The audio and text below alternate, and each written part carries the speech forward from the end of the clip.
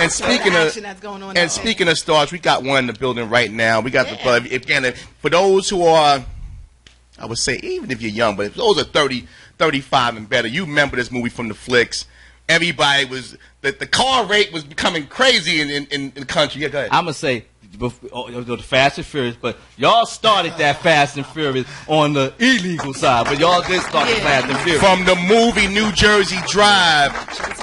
Actor, family man, opinionated individual, ladies and gentlemen, my man Sharon Corley. Welcome to the show, man. Thanks for having me. Thanks for having me. I appreciate it. No doubt. We gotta clap. Yeah, we gotta give a real clap. But man, thank you for coming up this morning. I know it's like a 7-day odyssey. We spoke last week.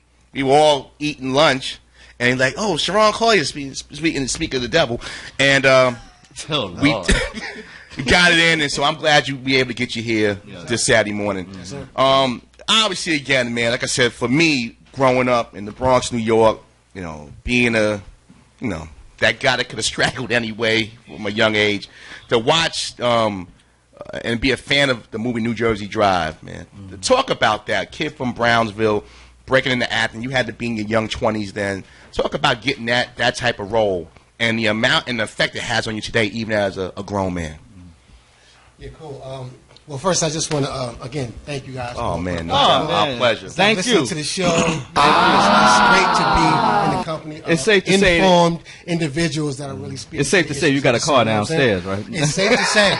It's safe to say. But wait, I just want to know, you got the keys for it? Or you hitting wires to get it going? I'm glad we in the BX. I went over to some other shows. They're trying to make you snitch. I park in front of the studios, and the cops are already trying to lock my cars up, clicking my joint. I'm like, what? I remember you, man. It's so funny because the police actually was like going by slowly as I was pulling up. It's just a little the effect, brother. I got to be worried, so it's cool. But to answer your question, it was a blessing, and it's one of those projects that had absolutely changed my life. Right. But yeah, I'm growing up in Brownsville, Brooklyn. What happened was. I had already, had my experience in the media setting. Right. As when they reached out to me, I was already like on the cover of the Village Voice. And, they had did a story. One of the writers for the New York Newsday, who had just had done an article on me from the work that I'd done in this off-Broadway play that started off as a high school production. And so I was already on the cover of the New York Newsday in '91 as a result of that project, and he was the writer. But he was doing research on Brownsville, Brooklyn, and he was already doing a book, a novel, a non-fictional project about Brownsville, Brooklyn. Right. And so he decided to use me as a center character. So by the time this book release, I was like it was a media frenzy. I was kind of on the cover of everything, New York Daily News, everything. Les Brown shit was on out there. Les Brown. I haven't heard from him since Y2K. Yeah, exactly. Yeah. Last night. They saw me on the cover, and the casting director was Tracy McBarrow. So she basically saw that. She got that to the director, Nick Gomez, and Spike, who was executive producer. Right. So they basically, sought me out. What they realized was that my life was very similar to the character Jason in New Jersey Drive. Right. We wasn't still in my real life. We wasn't stealing cars. All right, let's let ladies and gentlemen, let you know he wasn't stealing cars. Stealing clothes. So although I was closely related to the street, but I was very talented in doing these things on stage and so they really thought I was an interesting character, so he used me in this book.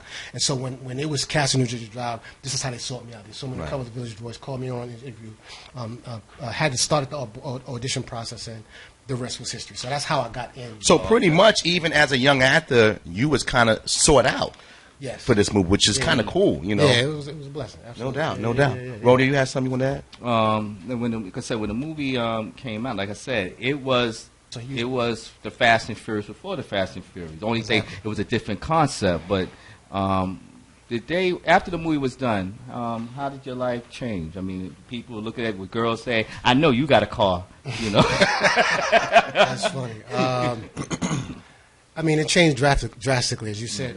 That was a major film. I mean, it was a national cast, and everybody and their mama was auditioning from that movie. From if you was out, you was hot, you had auditioned for New Jersey Drive, and so the attention was on the project. Right.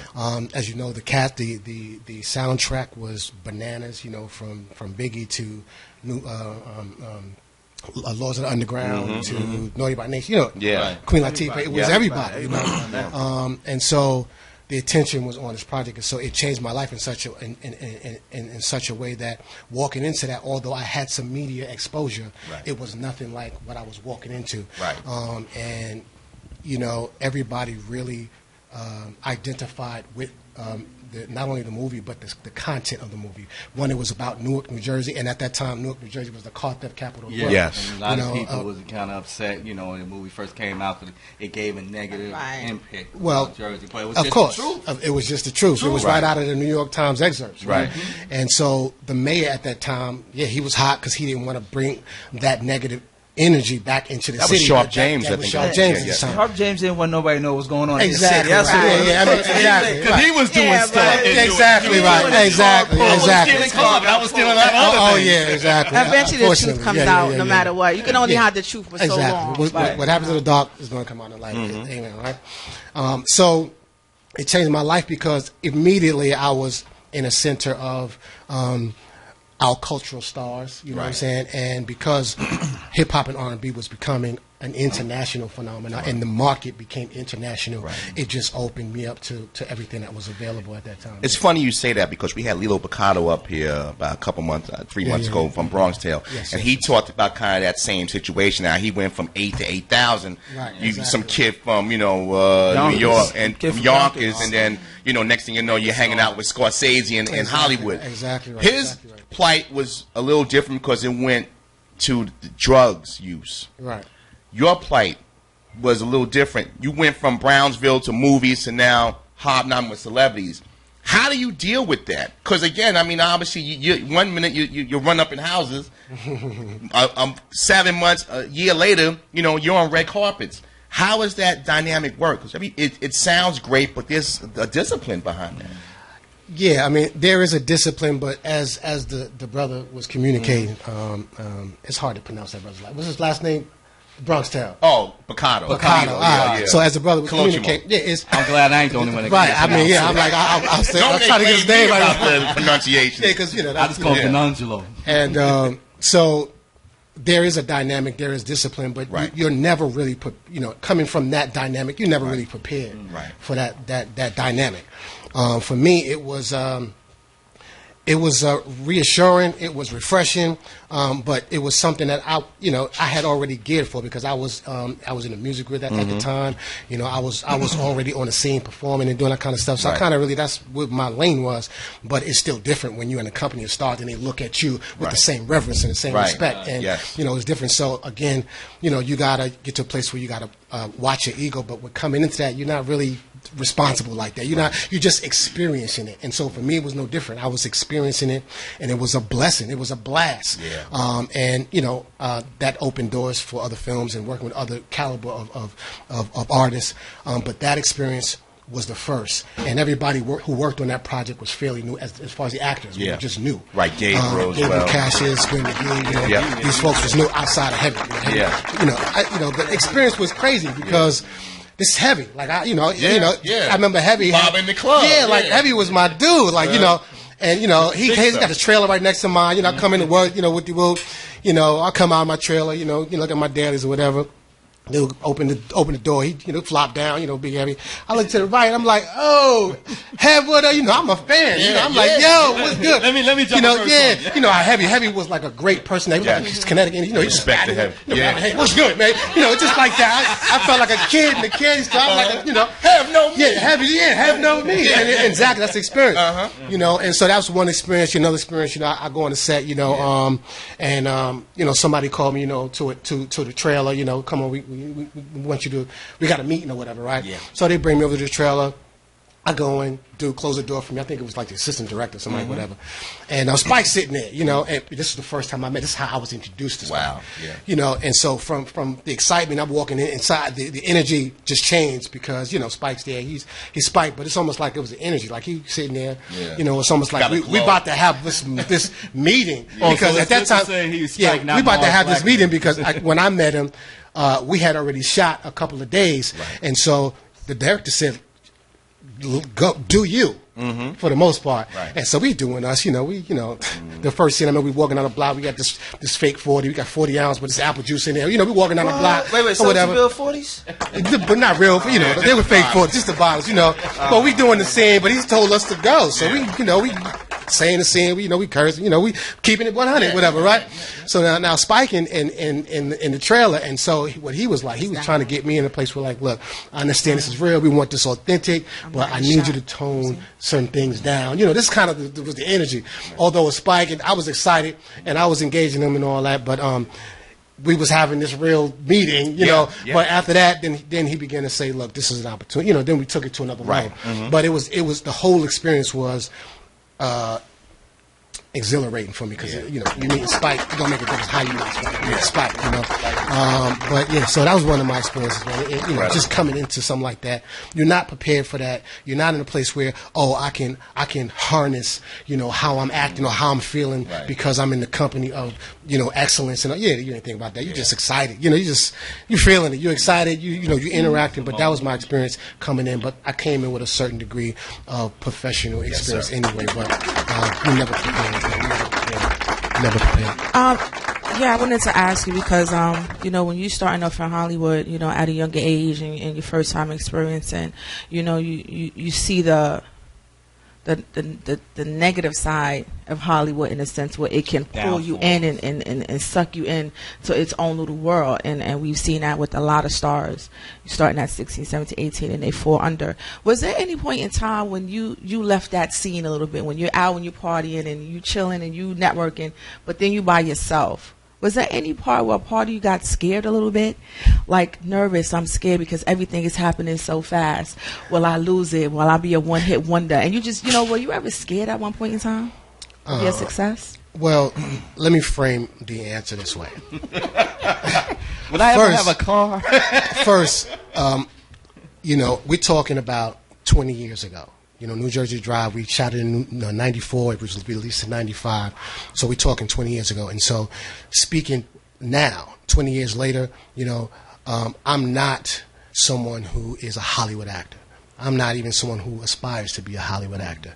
I really don't even incline to associate myself as a Hollywood actor because of the climate, because of what it's become and the negative connotations associated with that, right? But speaking then, to answer your question, again, the experience was new, and it was a lot of new experiences going in that, and being a one-hit wonder was never something that I was worried about or thinking about at the time. It's a ride, it's a journey. You're not really thinking, oh, this is it, but there was, for example, there was experience when New Jersey Drive, before it was released, went to the Sundance Film Festival, and that was an interesting experience. It was a lot going on with the culture of Hollywood in that atmosphere, and when you mention that, there's some experiences that drew to me because, like the young brother Picada said, I wasn't really into taking drugs. Like, I was into singing and stuff. Like, I wasn't really trying to, I was somewhere else, but because of the ride and what was going on, I started smoking weed too, and I'm out there, I'm in Utah, we chilling, I'm, my movies, and, I'm smoking weed, we in the cabins, we in our, and I remember traveling with it was funny because I listened to the interview with the brother Ricotta, and he was talking about when he was in the car with his friends, and he was high on drugs, whatever, but and the paranoia, completely related to that, like from this experience in Utah. I remember, driving in the car because there's where the movies play, and then where you're set up. It's kind of like the Boondocks or whatever. But so there's a transport between that location to this location, and I remember driving in the car with someone I wasn't familiar with. I guess he was a driver, some transport, and you know, it's almost like in the woods. There ain't no lights, you know. It's just darkness and woods, dirt roads, and I had been smoking, you know, weed or something like that, you know.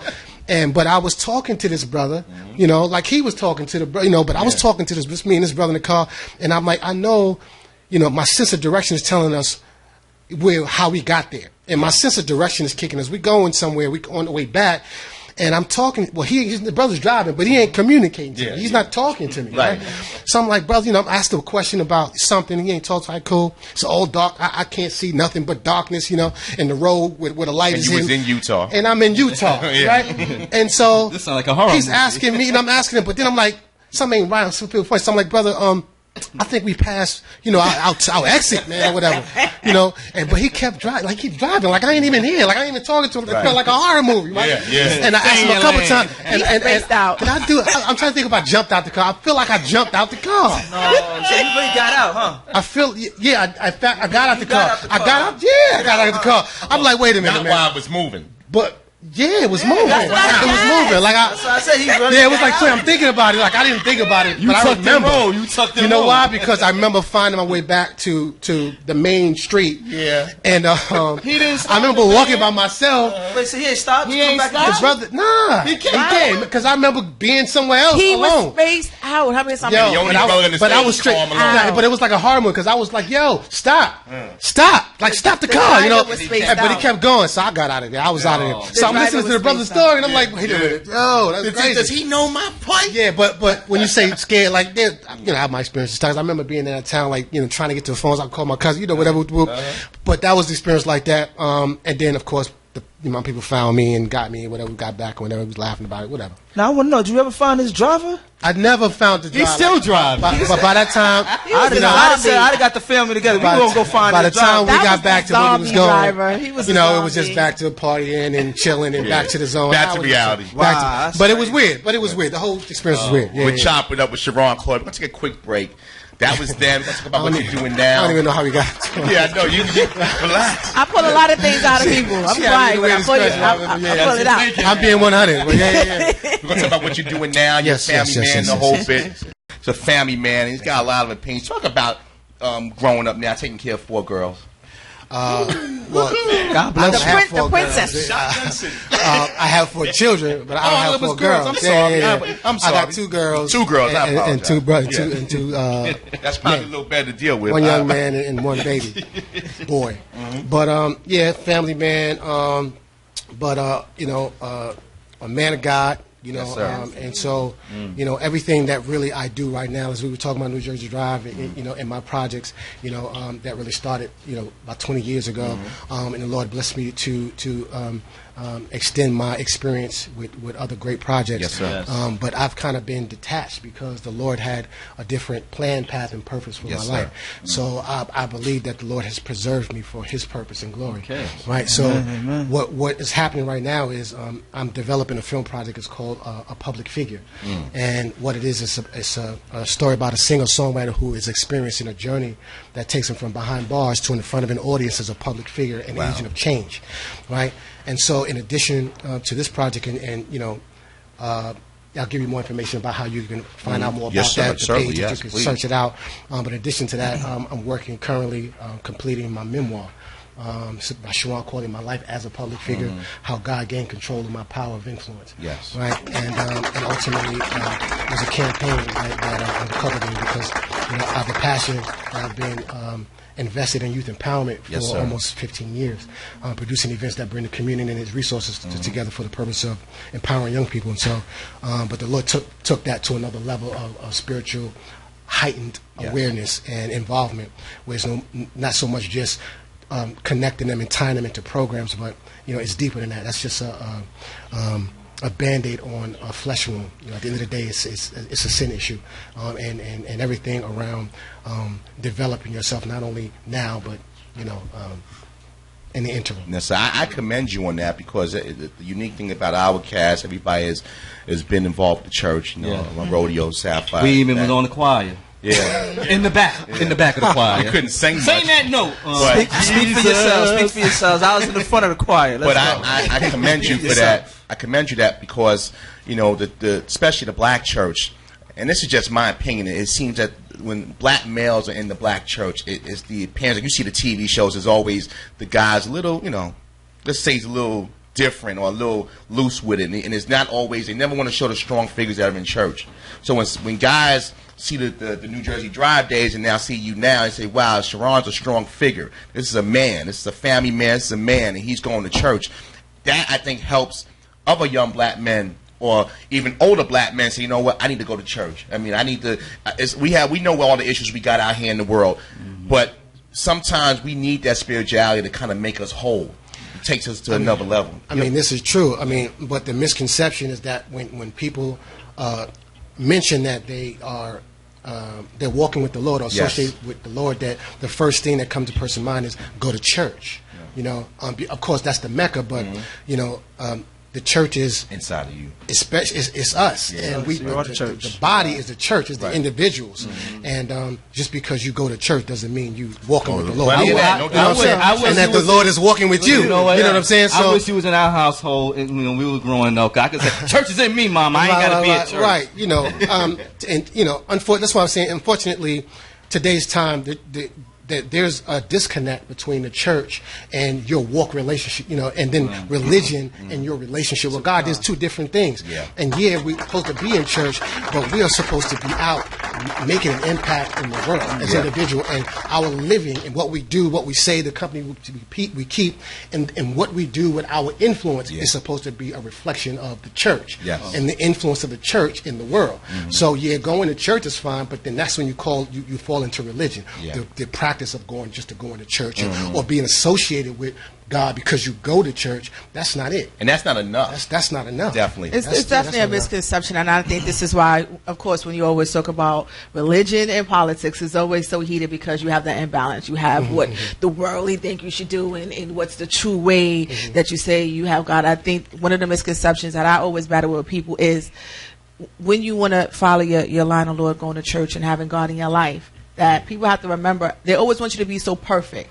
Once you say, I go to church and, I have the Lord in my life, they expect this 100, 180 transformation, and you're supposed to be perfect. And the one thing you do that's out of the norm, but you go to church. That's the first thing that they say. But forgetting that the Lord didn't want you to be perfect when you came to Him. He wanted you to have all these flaws so He can be able to work on you. And I always tell them that it's the ones that were at the bottom, it was the ones that were struggling, is the ones that he wants, to really come to Him. So, that's always, I definitely applaud you, and everyone here applauds you for. Those are the people that He can really get to because they're going through tribulation. They're in a low place, and when we're in our low place, that's the place we get to when we're looking up.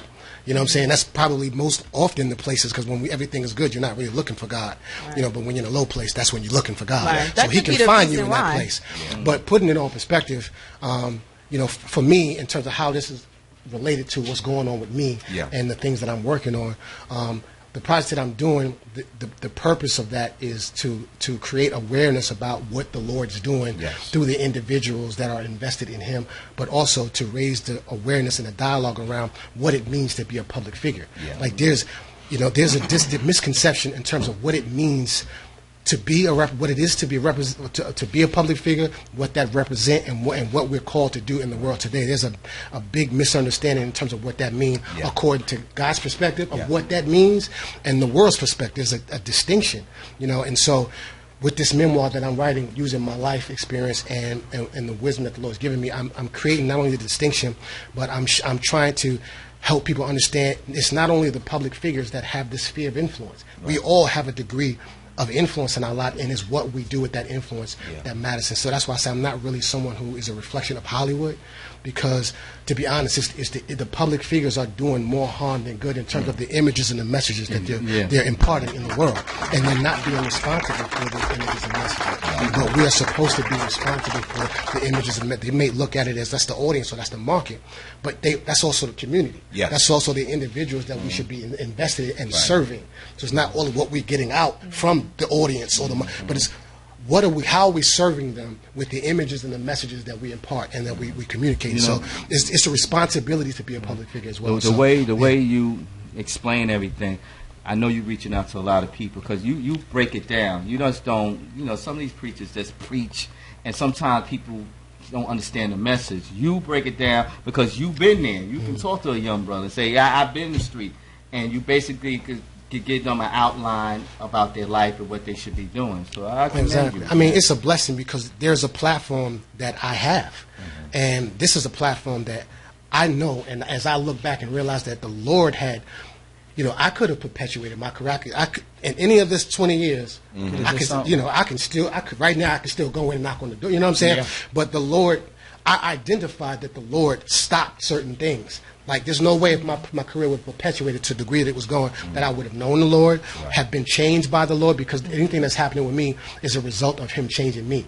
In order for you to be a change agent, you must first be changed in order to be a change. That was You know my what I'm saying? question of whether there's a time when you were by yourself that you had felt scared or just taken back. I often find that there's a line and people have to decide yay or nay when they're about to get something. But sometimes when the Lord sees something that may develop, He's going to cause you to be at a path for you to make that ultimate decision, which is why you're saying, like, you know, you don't really have a need to really do the Hollywood thing, even though you can, because you see your life's going somewhere else. But with that said, have you thought about, you know, directing that whole storyline that you said, directing it and bringing that back to Hollywood in a sense? Right. I mean, that's a good question. That's kind of You know exactly what I'm communicating here. Like, I have, and that's why I'm completing my memoir right now, which really frames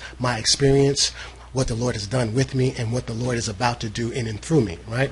But the film project also glorifies the transforming power of Jesus Christ via the character, right, and the characters. But it's also a story that's so relevant to the generation right now. All of the context that engage them, that excite them, the drama is there, the complexities are there, but the glorification of the Lord is there also. And there's nothing else in the film industry or in the market like this, the context of the story of public figure. So that's one. We have the Public Figure Film Project, the memoir, but there's also a campaign that I've been titled Unlocking the Power Within campaign, where the purpose of that is bringing the communities and the resources and its resources together for the purpose of showcasing and celebrating the extraordinary lives of the individuals, the people and the individuals, young and old, who are invested in and rooted in Christ Jesus, so that we can showcase that, because the world is working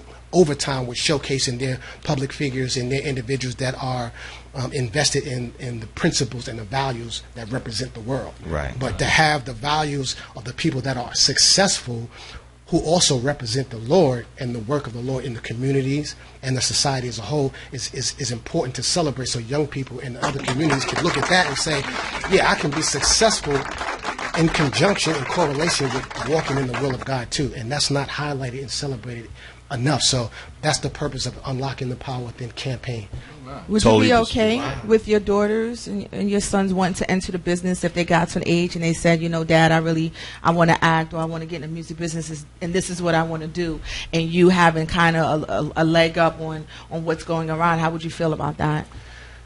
Well, again, it all goes back to the influence. It all goes back to framing the perspective. You know, you want to go into the entertainment industry. Well, you have brought up understanding that there's a different value system. There are different pitfalls and being subjected to an influence. Like the Bible says, bad company corrupts good habits. Bad influences corrupt good habits and good nature. So my children understand, and my children will understand the distinction between being invested in sowing seeds in the industry, entertainment, music, whatever that is. But sure, you want to go in that industry? Well, go in as a different vessel. Go in as someone who can entertain people, but can influence them, but who can offer God and offer the Word of God and edify, which means to build up their lives, giving them the images and the messages that's going to build them up. Not so much, okay, it's about drugs, it's about money, it's about material wealth, it's about these fleeting things. But at the end of the day, you know, let me give you an example, just real quick, what the distinction is, right? Mm-hmm. When we grow up wanting to be successful in the world, what that means is we want to attain position, importance, status, wealth, power, and all these other things. And so that's what's motivating you to be successful, right? But God says, in order to be great, you need to be the servant of all. You need, so let me put this example.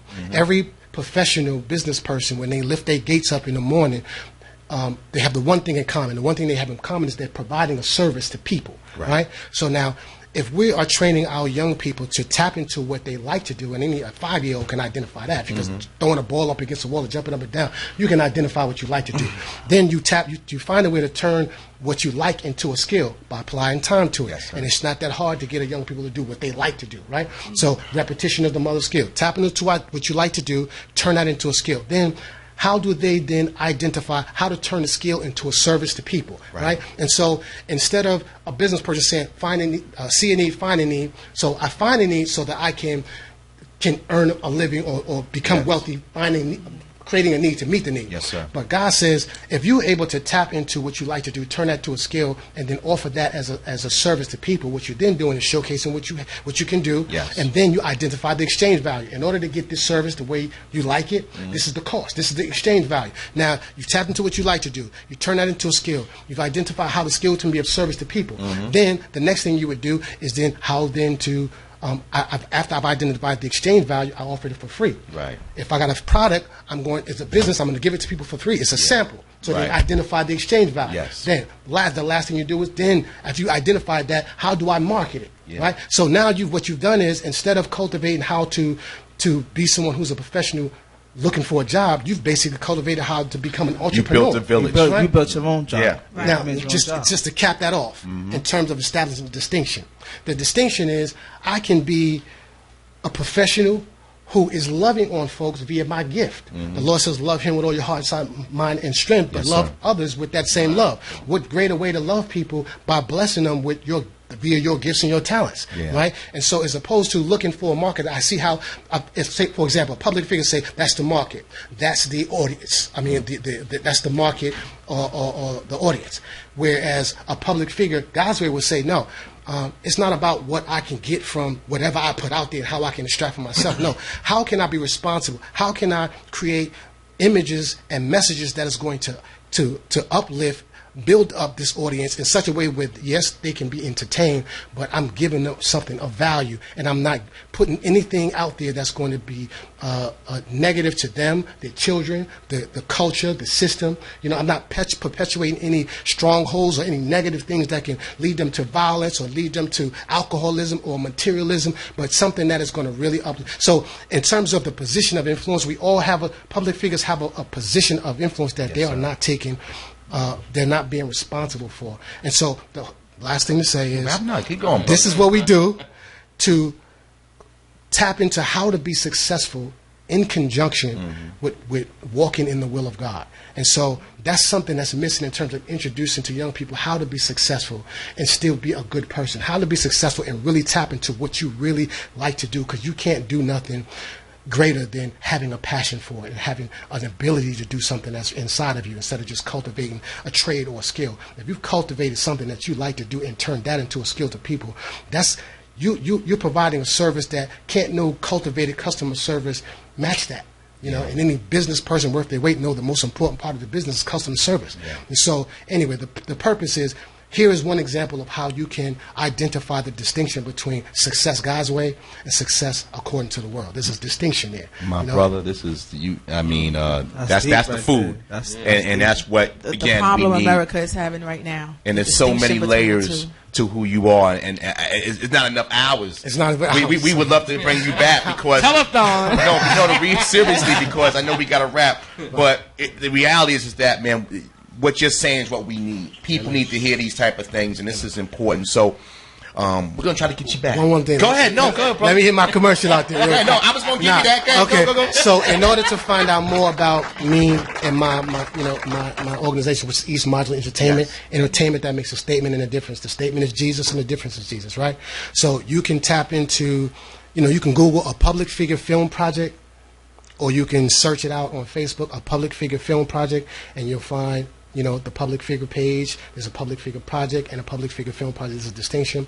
But there's also a GoFundMe page because it's important to establish independence, so that the integrity of a film like this is not distorted. Yes. So I'm looking for folks to, sow into this film, so into the vision. If you've heard something that you felt is something that you want to see, then if you support this film project, is basically sowing into this vision and sowing into this ministry. We'll get that. We'll get those links from you, from Shirley, or from yourself, and we'll post those GoFundMes as well on our fan page and website. Amen. Because again, we got to get that message out. Sharon Yes, sir. Cole, Yes, it's been a sir. real Yes, sir. pleasure, man. Pleasure's mine. Thank you so much. Thank you Real for quick, having any me. social media Yeah. we can reach out to you? So you can reach out to me at Facebook, Sharon Corley at Facebook. Sharon Corley, you can reach me. I got a hyphen in between the R's on Facebook, no hyphen in Instagram, Sharon Corley Instagram. But just a public figure film project. You want to find me? A public figure film project. Brother Public Sharon figure. Corley. Google it, search it on Facebook. A public figure film project. This is the man you want to continue to listen to, my man Sharon Coy. We'll take a quick break. Got Bobby Simmons in the building. It's 950 Lounge.